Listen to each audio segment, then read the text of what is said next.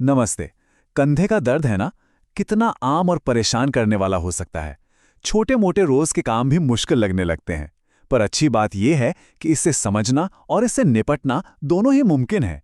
तो चलिए आज इसी पर बात करते हैं और सबूतों के आधार पर समझते हैं कि ये दर्द होता क्यों है और इससे उभरने का सबसे सही तरीका क्या है। तो हम इसे 5 हिस्सों में समझेंगे। सबसे पहले उस दर्द को पहचानेंगे जो परेशान कर रहा है। फिर कंधे की बनावट को थोड़ा सा जानेंगे। उसके बाद दर्द के असली कारण को समझेंगे। फिर देखेंगे कि ठीक होने का रास्ता क्या है और आखिर में एक सॉलिड गेम प्लान बनाएंगे। चलिए तो फिर शुरू करते हैं। सबसे पहले बात करते हैं उस लगातार होने वाले दर्द की जिससे बहुत से लोग जूझते हैं। ये दर्द सिर्फ दर्द नहीं होता, ये असल में जिंदगी में एक रुकावट बन जाता है। सोचिए, कंघी करना हो, कपड़े पहनने हो या फिर ऊपर शेल्फ से कुछ उठाना हो, ये छोटे छोटे काम भी एक चुनौती बन जाते हैं। ये एक ऐसा एहसास है जो रोजमर्रा की जिंदगी को मुश्किल बना देता है। अच्छा, इनमें से कुछ जाना पहचाना लग रहा है, जैसे ऊपरी बाह में दर्द, या हाथ घुमाते वक्त ऐसा लगना कि कुछ अटक रहा है, या फिर रात को उस करवट सोने में तकलीफ होना। ये सब रोटेटर कफ से जुड़ी परेशानी के बहुत आम संकेत हैं। और ये जानना भी जरूरी है कि ये कितना आम है। पता है, कंधे के दर्द के जितने भी मामले होते हैं उनमें से 70% तक की वजह रोटेटर कफ ही होता है। तो अगर किसी को ये परेशानी है तो वो बिल्कुल अकेले नहीं है। तो अब सवाल ये उठता है कि ये रोटेटर कफ आखिर है क्या चीज। चलिए अब इस पर आते हैं। दर्द को समझने के लिए पहले उस हिस्से की बनावट को समझना बहुत जरूरी है। बहुत ही आसान भाषा में समझें तो हमारा कंधा एक बॉल और सॉकेट जैसा है। ये जो हड्डियां दिख रही हैं ना, ह्यूमरस, स्कैपुला और क्लैविकल, ये सब मिलकर एक ऐसा जोड़ बनाती हैं जिससे हमारा हाथ लगभग हर दिशा में घूम सकता है। इनके नाम याद रखने की कोई जरूरत नहीं है, बस ये समझना है कि ये कितना कमाल का और गतिशील जोड़ है। अब इन्हीं हड्डियों के ऊपर 4 मांसपेशियों का एक ग्रुप होता है और इसी ग्रुप को कहते हैं रोटेटर कफ। ये मांसपेशियां एक टीम की तरह काम करती हैं, एक तरफ हाथ को घुमाती हैं और दूसरी तरफ उस बॉल को सॉकेट में टिकाकर रखती हैं, उसे स्टेबलाइज करती हैं। पहले ना इस दर्द के लिए इम्पिंजमेंट या बर्साइटिस जैसे कई अलग अलग नाम इस्तेमाल होते थे जो काफी कंफ्यूजिंग थे। लेकिन अब एक्सपर्ट्स एक ज्यादा बेहतर शब्द का इस्तेमाल करते हैं, रोटेटर कफ संबंधित कंधे का दर्द। ये शब्द समस्या को ज्यादा अच्छे से बताता है क्योंकि ये मानता है कि दर्द अक्सर मांसपेशियों की क्षमता से जुड़ा होता है, न कि सिर्फ किसी एक हिस्से में सूजन से।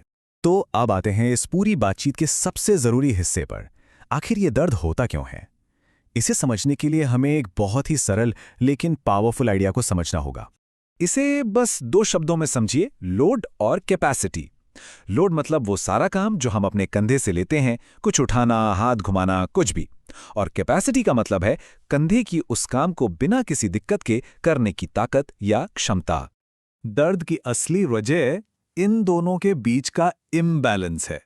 जब हम कंधे पर उसकी कैपेसिटी से ज्यादा लोड डाल देते हैं, जैसे मान लीजिए अचानक एक दिन बहुत ज्यादा बागवानी कर ली या कोई नया वर्कआउट शुरू कर दिया, तो दर्द होने लगता है। और कभी-कभी हमारी कैपेसिटी भी कम हो जाती है, शायद तनाव या नींद की कमी की वजह से, और तब रोज के सामान्य काम भी दर्द देने लगते हैं।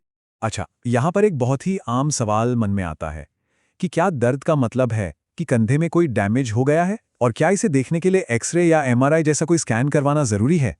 तो सबसे जरूरी बात यह है, और ये सीधे रिसर्च से आती है, स्कैन में जो दिखता है वो अक्सर दर्द का असली कारण नहीं बताता।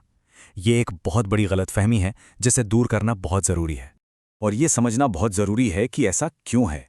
देखिए, जैसे जैसे उम्र बढ़ती है हमारे शरीर में बदलाव आते हैं, जैसे टेंडन का मोटा हो जाना। ये ठीक वैसा ही है जैसे बाल सफ़ेद होते हैं या चेहरे पे झुर्रियाँ आती हैं। ये बिल्कुल सामान्य बदलाव हैं और ये उन लोगों के स्कैन में भी पाए जाते हैं जिन्हें कंधे में ज़रा भी दर्द नहीं होता। तो स्कैन में कुछ दिखना और दर्द महसूस होना, ये 2 पूरी तरह से अलग अलग बातें हो सकती हैं। तो अगर स्कैन ही सब कुछ नहीं बताता तो फिर इसका हल क्या है? चलिए अब ठीक होने के रास्ते पर चलते हैं और देखते हैं कि हम कंधे की कैपेसिटी को फिर से कैसे बना सकते हैं, उसे कैसे बढ़ा सकते हैं। यहाँ कोई कंफ्यूजन नहीं होना चाहिए। रिसर्च बार बार एक ही बात साबित करती है, रोटेटर कफ से जुड़े कंधे के दर्द के लिए सबसे असरदार इलाज व्यायाम है। जी हाँ, एक्सरसाइज। ये कोई गोली नहीं है, बल्कि कंधे को फिर से मजबूत बनाने का एक प्रोसेस है। तो ये काम कैसे करता है? बहुत सिंपल है। जब हम सही तरीके से धीरे धीरे कंधे पे लोड डालते हैं तो ये शरीर को एक सिग्नल भेजता है कि और मजबूत बनो। इससे मांसपेशियां मजबूत होने लगती हैं और टेंडन ज़्यादा फ्लेक्सिबल बन जाते हैं। और समय के साथ कंधे की कैपेसिटी इतनी बढ़ जाती है कि वो रोज़मर्रा के लोड को आराम से संभाल लेता है।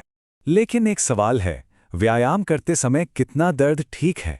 इसके लिए एक बहुत ही आसान सा टूल है, ट्रैफिक लाइट सिस्टम। ये हमें सेफ तरीके से एक्सरसाइज करने में गाइड करता है। इसे ऐसे समझिए, ग्रीन लाइट का मतलब है सब ठीक है, कोई दर्द नहीं। तो आप एक्सरसाइज को थोड़ा और मुश्किल बना सकते हैं। एम्बर या पीली बत्ती हमारा टारगेट जोन है, मतलब थोड़ा दर्द हो जो सहा जा सके और बाद में जल्दी ठीक हो जाए। लेकिन अगर रेड लाइट जलती है यानी दर्द ज़्यादा है और बना रहता है, तो ये एक सिग्नल है कि हमें थोड़ा पीछे हटना है, एक्सरसाइज को थोड़ा आसान बनाना है। चलिए, अब तक जो भी हमने समझा उसे एक साथ लाते हैं और रिकवरी के लिए एक प्रैक्टिकल गेम प्लान तैयार करते हैं। ये जानना बहुत ज़रूरी है कि इस सफ़र में क्या उम्मीद रखनी चाहिए। सबसे ज़रूरी बात है धैर्य। हो सकता है पहले 6 हफ्तों में कोई बड़ा बदलाव ना दिखे, और ये बिल्कुल नॉर्मल है। असली सुधार अक्सर 12 हफ्तों के आसपास दिखना शुरू होता है, क्योंकि शरीर को अडैप्ट होने और मजबूत बनने में वक्त लगता है। याद रखना है कि हर किसी की रिकवरी की स्पीड अलग होती है, लेकिन लगातार कोशिश से सुधार जरूर होता है। और आखिर में कुछ बहुत काम के सुझाव। अपने शरीर के साथ धैर्य रखें, उसे ठीक होने का समय दें। हाथ को जितना हो सके नॉर्मल तरीके से हिलाते डुलाते रहें। हफ्ते में 4 से 6 दिन व्यायाम करने का लक्ष्य रखें। अगर कोई बड़ा या मुश्किल काम है तो उसे छोटे छोटे हिस्सों में बांट लें। और हाँ, अगर सोने में दिक्कत हो तो तकियों का इस्तेमाल करके कंधे को सहारा दें। तो आखिर में बस एक सवाल सोचने के लिए, आज ऐसा कौन सा एक छोटा सा काम है, एक छोटी सी मूवमेंट है जिसे पूरे आत्मविश्वास के साथ अपनी दिनचर्या में वापस शामिल किया जा सकता है? ये कुछ भी हो सकता है, चाहे वो बाल कंघी करना हो या शेल्फ से अपनी पसंदीदा किताब उठाना हो। याद रखिए, रिकवरी की शुरुआत हमेशा एक छोटे पॉजिटिव कदम से ही होती है।